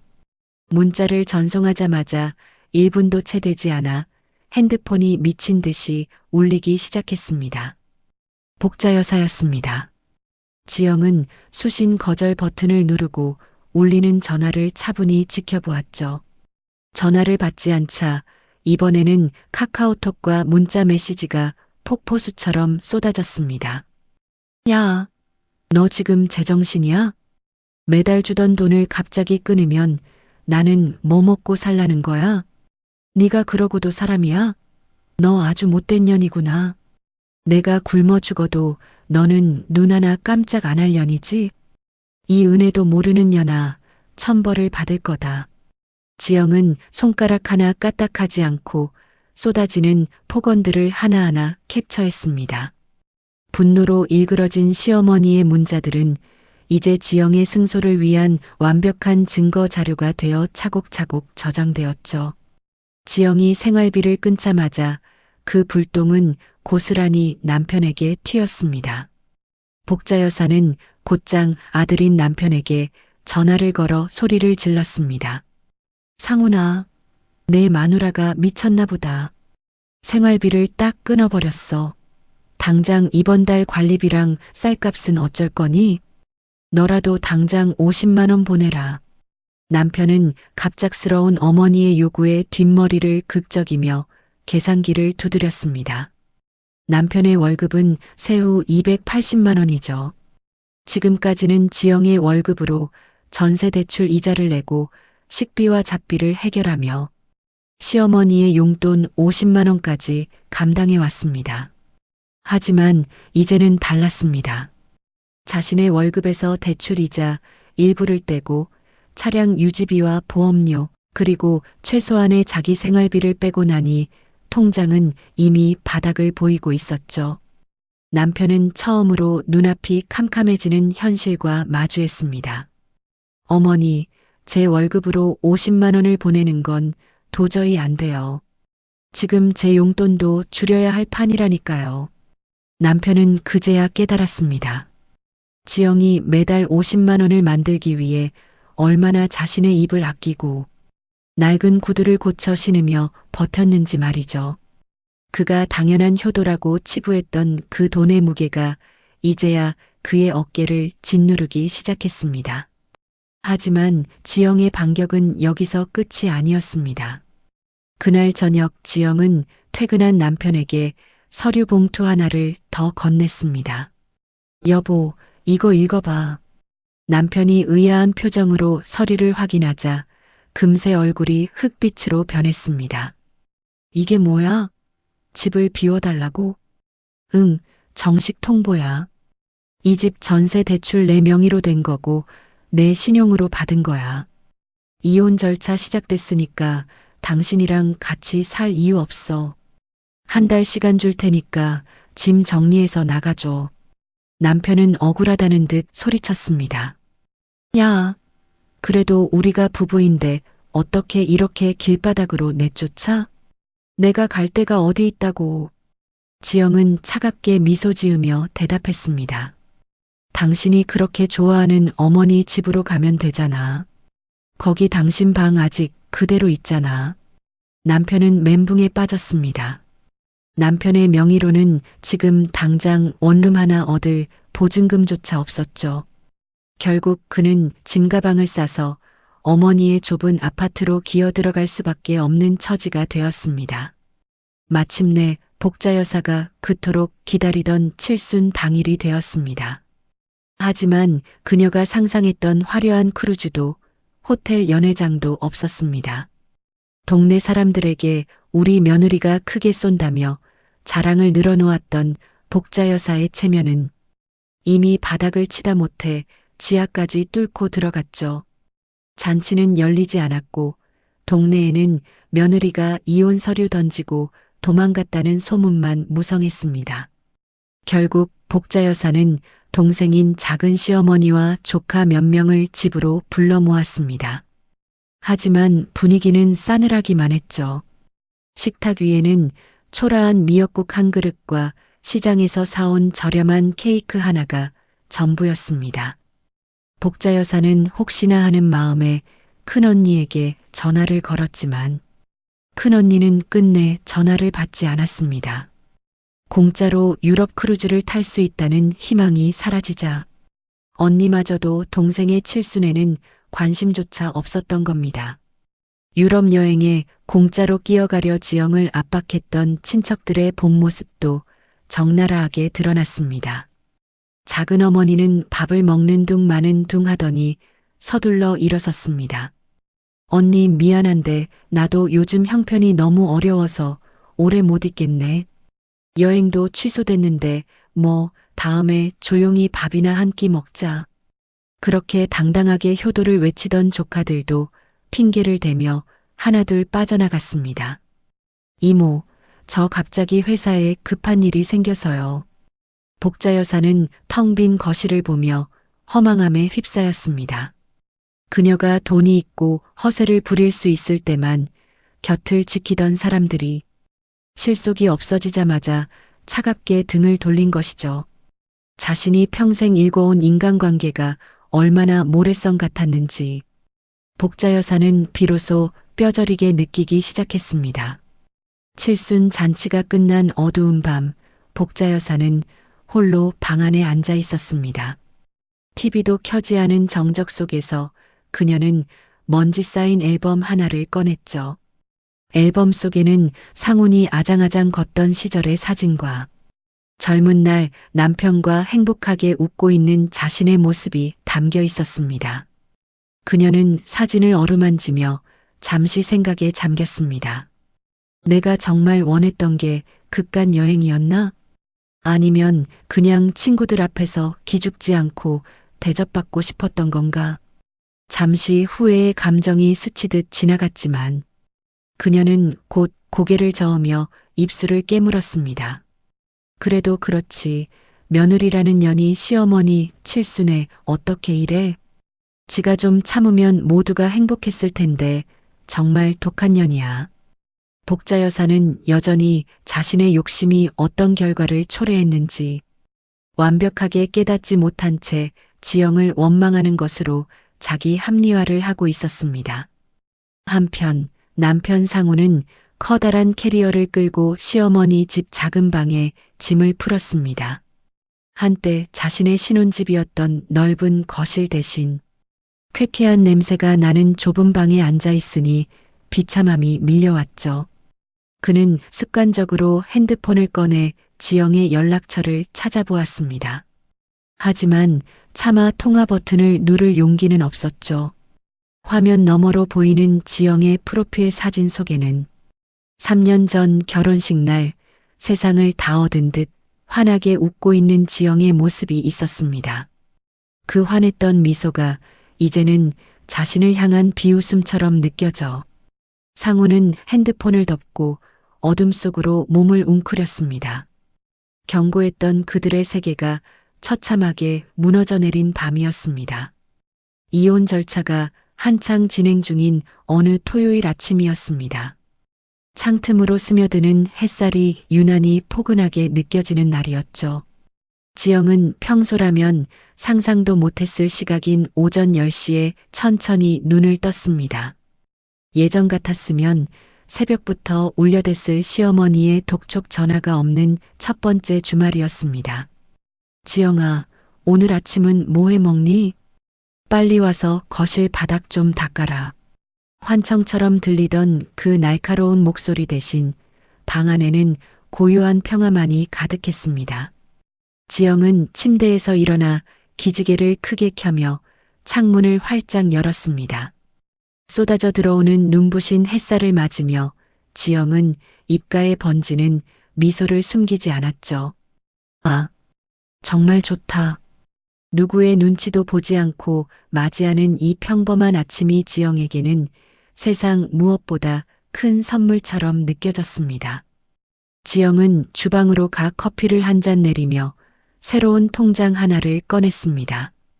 그것은 내년에 있을 친정 엄마의 칠순을 위해 새로 만든 적금 통장이었죠. 매달 시어머니에게 갖다 바치던 그 50만 원을 이제는 온전히 엄마를 위해 넣기 시작했습니다. 통장에 찍힌 첫 입금 내역을 보며 지영은 가슴 한구석이 찡해오는 것을 느꼈습니다. 지영은 식탁에 앉아 태블릿 PC를 켜고 제주도 여행 계획을 세우기 시작했죠. 화려한 5성급 호텔이나 크루즈 여행은 아니었습니다. 대신 엄마가 평소 좋아하던 감귤밭이 넓게 펼쳐진 소박하고 고즈넉한 펜션을 골랐습니다. 엄마가 여기 가면 정말 좋아하시겠지? 가서 엄마가 좋아하는 회랑 흑돼지도 실컷 사드려야지. 지영은 맛집과 코스를 하나하나 메모하며 처음으로 돈을 쓰는 기쁨을 느꼈습니다. 누군가의 강요에 의한 지출이 아니라 사랑하는 사람을 위해 스스로 결정하는 소비. 그것이 지영의 마음을 이토록 설레게 할 줄은 몰랐습니다. 주말이 되면 지영은 이제 시댁이 아닌 친정으로 향했습니다. 시장의 활기찬 소음 속에서 지영의 엄마는 여전히 꿋꿋하게 반찬을 팔고 계셨죠. 지영은 앞치마를 두르고 엄마 옆에 나란히 서서 손님을 맞았습니다. 어머니, 이 멸치볶음 진짜 맛있어요. 한번 드셔보세요. 지영의 싹싹한 목소리가 시장 골목에 울려 퍼졌습니다. 장사를 마치고 두 사람은 근처 단골 칼국수집으로 향했습니다. 김이 모락모락 나는 칼국수를 앞에 두고 엄마가 지영의 얼굴을 물끄러미 바라보았죠. 지영아, 너 요즘 얼굴이 많이 밝아졌다. 전에는 볼 때마다 마음이 쓰였는데 이제야 우리 딸 얼굴 같네. 엄마의 다정한 말에 지영은 젓가락을 든 채 눈시울이 붉어졌습니다. 지영은 엄마의 거친 손을 꼭 잡으며 낮은 목소리로 말했습니다. 엄마, 미안해. 그동안 내가 엄마한테 정말 잘못했어. 엄마는 당황한 듯 손사래를 쳤습니다. 무슨 소리야? 네가 나한테 뭘 잘못했다고 그래. 지영은 목이 메어와 간신히 말을 이어갔습니다. 지난번 엄마 칠순 때 나 시댁 눈치 보느라 엄마한테 밥 한 끼 제대로 못 대접했잖아. 그게 계속 가슴에 걸려서 잠이 안 오더라고. 엄마는 지영의 손을 따뜻하게 맞잡으며 인자하게 웃었습니다. 바보 같은 것. 밥은 무슨.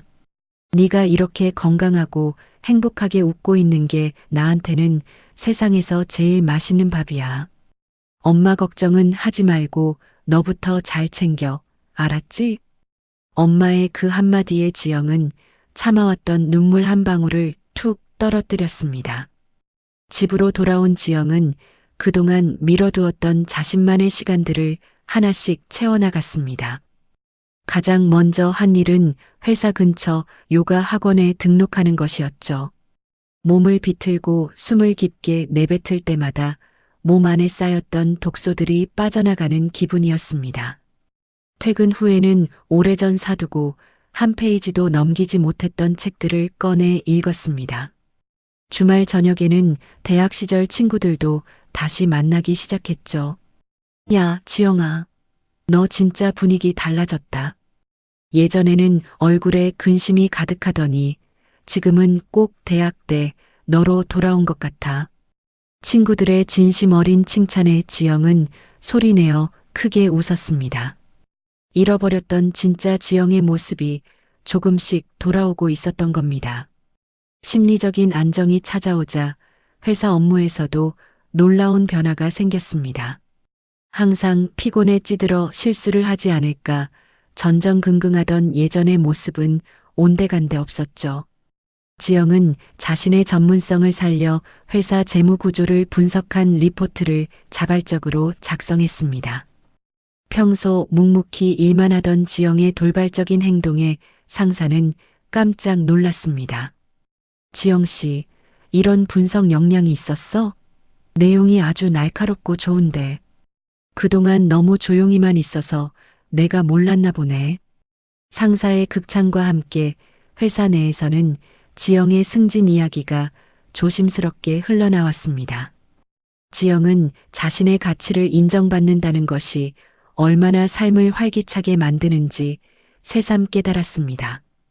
어느 날 저녁 시어머니의 친구였던 이 여사에게서 안부 전화가 걸려왔습니다. 지영 씨, 나야. 잘 지내고 있지? 이길순 여사는 지영의 목소리가 밝아진 것을 반기며 동네 소식을 몇 가지 전해주었죠.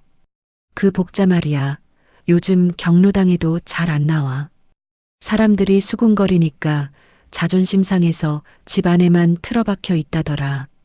그리고 상훈이는 직장 끝나고 편의점 아르바이트 시작했대. 지영은 그 소식들을 아주 덤덤하게 들었습니다. 예전 같았으면 나 때문에 힘들면 어쩌지? 하고 걱정했겠지만 지금은 아니었습니다. 그 소식들은 지영에게 복수의 통쾌함조차 주지 못했습니다. 그저 어제 본 뉴스 단신처럼 자신과는 이제 아무 상관없는 타인의 일상일 뿐이었죠. 아, 그렇군요. 알려주셔서 감사합니다, 이모님. 지영은 정중하게 전화를 끊고 다시 자신의 일상으로 돌아왔습니다. 그 무렵 남편 상우는 어머니의 집에서 고단한 현실을 온몸으로 받아내고 있었습니다.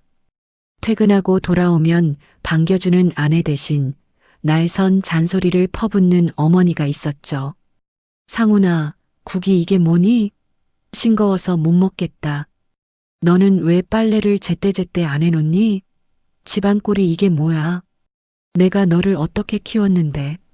그 며느리 하나 제대로 못 잡아서 이 고생을 시켜? 어머니의 끊임없는 한탄과 요구 속에서 상우는 숨이 막혔습니다. 매달 어머니에게 드려야 하는 생활비와 자신의 빚을 갚기 위해 편의점 알바까지 뛰느라 상훈의 얼굴은 반쪽이 되어가고 있었습니다. 직장 동료가 건넨 캔맥주를 마시며 상훈은 텅 빈 하늘을 바라보았습니다. 지영이가 다 해줬던 건데 내가 진짜 바보였나? 상훈은 떨리는 손으로 지영에게 전화를 걸었지만 지영은 받지 않았습니다. 결국 그는 짧은 문자 메시지 하나를 남겼습니다. 지영아, 정말 미안해. 내가 잘못했어. 지영은 퇴근길 지하철 안에서 그 문자를 확인했습니다. 화면을 바라보며 지영은 잠시 걸음을 멈췄습니다. 3년이라는 시간 동안 함께했던 정이 아예 없다고 하면 거짓말이겠죠. 가슴 한구석이 찌릿하게 아려오는 느낌이 들기도 했습니다. 하지만 지영은 잘 알고 있었습니다. 지금 이 사과를 받아주고 돌아간다면 시어머니는 다시 기세등등해질 것이고 남편은 또다시 어머니 뒤로 숨어 지영을 방패막이 삼을 것이라는 사실을요. 지영은 조용히 문자창을 닫고 핸드폰을 가방 깊숙이 넣었습니다. 읽음 표시가 떴겠지만 지영은 답장할 생각이 전혀 없었습니다. 집으로 돌아가는 길, 지영은 단지에 있는 작은 꽃집 앞에 멈춰 섰습니다. 쇼윈도 너머로 보이는 화사한 프리지아와 장미들이 지영을 유혹하는 것 같았죠. 지영은 안으로 들어가 생명력이 느껴지는 초록색 잎의 화분 하나를 골랐습니다. 집에 도착한 지영은 창가 가장 햇볕이 잘 드는 곳에 화분을 놓았습니다. 이제부터는 내 인생에도 예쁜 꽃을 놓아주자. 지영의 혼잣말이 따뜻한 거실 공기 속에 부드럽게 퍼졌습니다. 창밖으로는 붉은 석양빛이 거실 안쪽까지 길게 들이우고 있었습니다. 그 빛은 마치 지영의 앞날을 축복해주는 것처럼 아름답게 반짝이고 있었습니다. 지영은 그 평화로운 풍경을 한참 동안 바라보며 깊고 편안한 숨을 내쉬었습니다. 내일은 또 어떤 행복한 일이 기다리고 있을지 지영은 이제 그것이 궁금해지기 시작했습니다. 이혼을 선언하고 어느덧 3개월이라는 시간이 흘렀습니다. 법원에서 정해준 이혼 숙려 기간이 마침내 끝이 났죠. 지영과 남편은 다시 한번 법원 건물 앞에 섰습니다. 남편은 결국 지영이 내민 이혼 서류에 동의할 수밖에 없었습니다. 지영의 마음은 이미 되돌릴 수 없을 만큼 단단하게 굳어 있었고 남편에게는 더 이상 지영을 붙잡을 명분도 능력도 남아있지 않았기 때문입니다. 법정 안 두 사람은 판사 앞에 나란히 앉았습니다. 판사가 서류를 넘기며 무거운 목소리로 물었습니다. 두 분 정말 이혼 의사가 확고합니까? 지영은 한치의 망설임도 없이 대답했습니다. 네, 확고합니다. 그 대답에는 지난 3년간의 응어리를 털어내는 듯한 해방감이 서려 있었습니다. 반면 남편은 잠시 머뭇거리며 지영의 옆얼굴을 훔쳐보았죠. 하지만 지영의 시선은 허공을 향해 있을 뿐 남편에게 닿지 않았습니다. 남편은 힘겹게 고개를 끄덕이며 입을 뗐습니다. 네, 동의합니다. 판사의 의사 확인이 끝나고 두 사람의 법적 부부관계는 마침내 종지부를 찍었습니다. 법원 건물을 나서는 지영의 발걸음은 구름 위를 걷는 듯 가벼웠습니다. 뒤따라오던 남편이 지영의 소매를 조심스럽게 붙잡았습니다. 지영아, 그래도 우리 마지막인데 밥이라도 한 끼 같이 먹으면 안 될까? 내가 맛있는 거 사줄게. 지영은 남편의 손을 부드럽지만 단호하게 뿌리쳤습니다. 그리고 처음이자 마지막으로 남편을 향해 옅은 미소를 지어 보였죠. 아니요, 상훈 씨. 우리 사이에 이제 같이 먹을 밥은 없는 것 같네요. 그동안 고생 많았어요. 상훈 씨, 부디 건강하세요. 그것이 지영이 남편에게 건넨 마지막 인사였습니다. 지영은 미련 없이 뒤돌아 주차장을 향해 걸어갔습니다. 남편은 멀어지는 지영의 뒷모습을 보며 한참 동안 그 자리에 서 있었습니다. 그로부터 다시 6개월이라는 시간이 흘렀습니다. 지영의 삶은 눈부시게 달라져 있었습니다. 마음의 평화를 되찾으니 회사 일도 술술 풀렸죠. 지영은 성실함과 능력을 인정받아 마침내 주임으로 승진했습니다.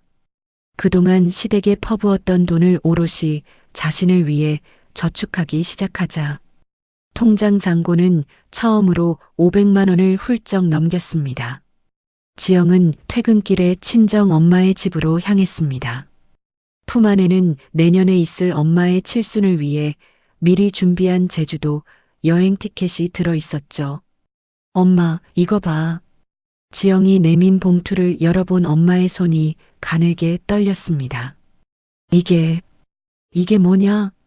제주도 비행기 티켓이랑 펜션 예약권이야. 엄마, 우리 제주도 가자. 엄마가 맨날 TV에서 제주도 나올 때마다 가고 싶다고 했잖아. 엄마는 티켓을 들여다보다가 참아왔던 울음을 터뜨렸습니다. 이 귀한 돈을 너 사느라 힘들 텐데 이걸 왜? 지영은 엄마를 꽉 껴안으며 함께 눈물을 흘렸습니다. 돈 안 아까워, 엄마. 나 이제 돈 많아. 엄마 행복하게 해주는 게 내 유일한 목표야.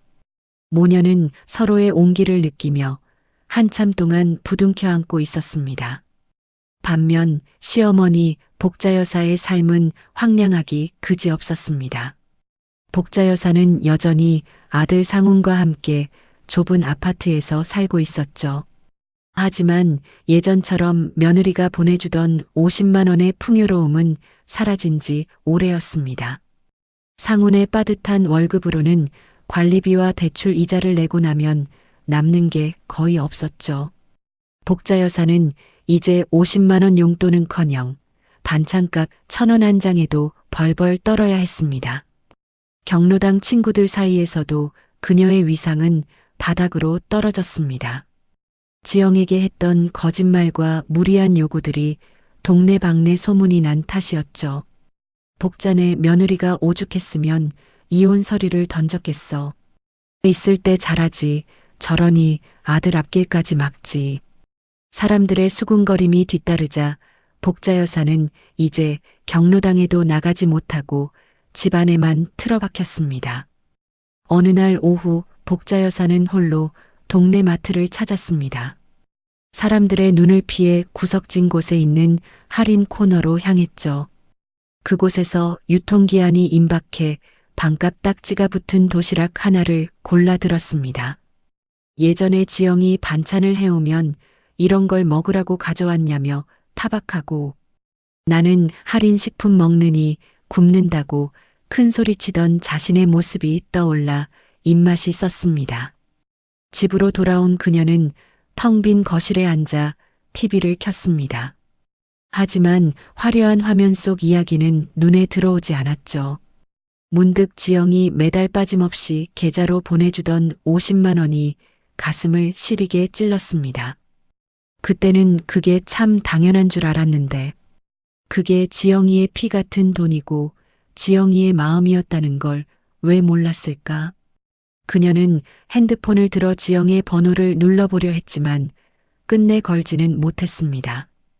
평생 미안하다는 말을 해본 적이 없는 그녀에게 사과는 너무나도 낯설고 무거운 숙제였기 때문입니다. 남편 상훈 역시 고단한 하루하루를 보내고 있었습니다. 그는 퇴근 후에도 쉬지 못하고 근처 편의점에서 야간 아르바이트를 시작했습니다. 어머니의 생활비와 자신의 빚, 보험료를 혼자 감당하려니 몸이 10개라도 모자랐죠. 집에 돌아가면 쉬게 해주는 아내 대신 여전히 잔소리를 퍼붓는 어머니가 있었습니다. 상훈아, 네가 며느리를 잘 잡았어야지. 너 때문에 내가 이게 무슨 꼴이냐? 어머니의 한탄을 들으며 상훈은 이제야 뼈저리게 이해하고 있었습니다.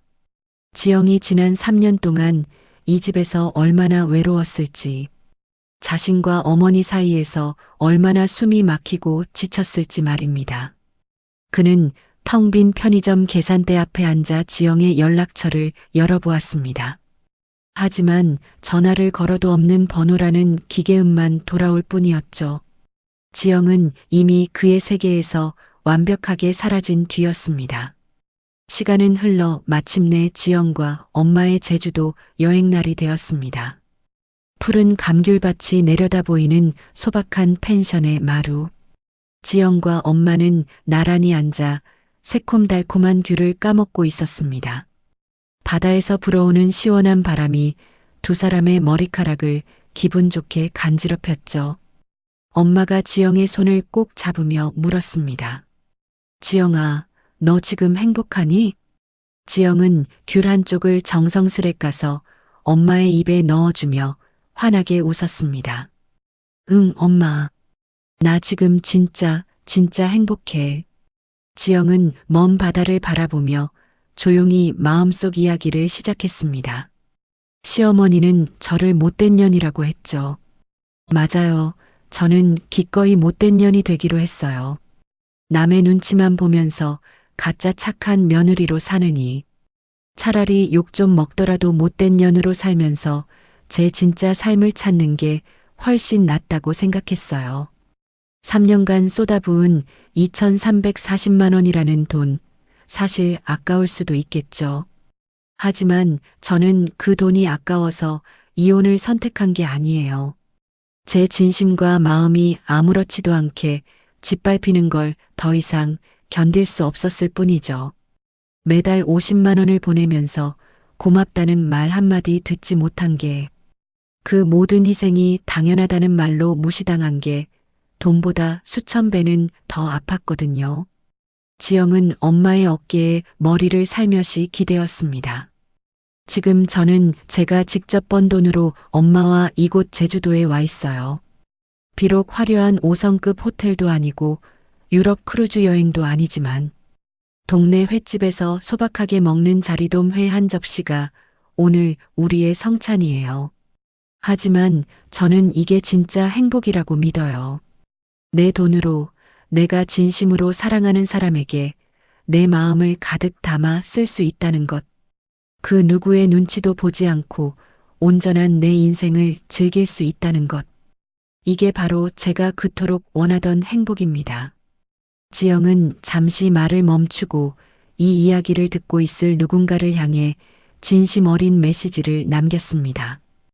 혹시 지금 이 이야기를 듣고 계신 분들 중에 예전에 저처럼 착한 며느리, 착한 아내라는 무거운 가면을 쓰고 하루하루를 견디는 분이 계신가요?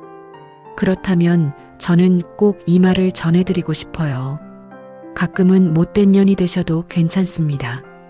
내 인생의 주인공이 나라는 사실을 깨닫고 나를 위해 용기 내어 거절하는 것. 그것은 이기적인 것이 아니라 나를 지키기 위한 고귀한 용기니까요.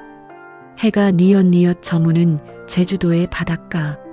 지영과 엄마는 노을이 붉게 물드는 해변을 나란히 걷기 시작했습니다. 엄마는 지영의 팔을 꼭 끼며 자랑스럽게 말했습니다. 우리 딸 정말 최고다. 지영은 세상에서 가장 행복한 웃음을 지으며 엄마를 마주 보았습니다. 바다 위로 번지는 황금빛 석양과 잔잔하게 밀려오는 파도 소리가 지영의 새로운 출발을 축하해주고 있었습니다. 이제 지영의 인생 앞에는 더 이상 시린 그늘이 아닌 따뜻한 햇살만이 가득할 것입니다.